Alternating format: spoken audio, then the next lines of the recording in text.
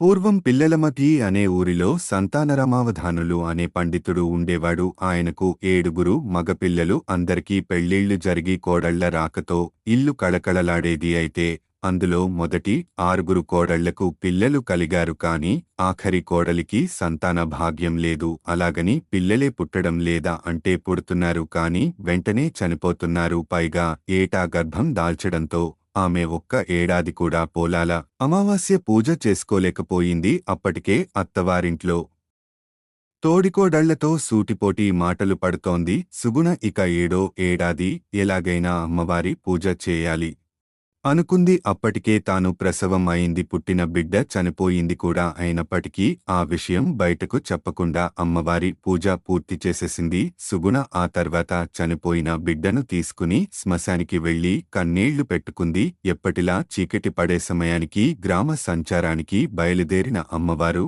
శ్మశానంలో ఏడుస్తున్న సుగుణను చూసి ఏం జరిగిందని అడిగింది. ఆమె చెప్పిందంతా విన్న అమ్మవారు ఏడవవద్దని చెప్పి పోలమ్మను ధ్యానించి నీ పిల్లలకు ఏ పేర్లు పెట్టాలి అనుకున్నావో ఆ పేర్లతో పిలువు అని చెప్పి మాయమైంది. ఆమె చెప్పినట్టే అనుసరించిన సుగుణ ఆ సమాధుల దగ్గరకెళ్లి పిల్లల్ని పిలిచింది. పిల్లలంతా సజీవంగా అమ్మ ఒడికి చేరుకున్నారు. అప్పటినుంచి ఏటా పోలాల అమావాస్య పూజను తప్పనిసరిగా ఆచరించింది సుగుణ.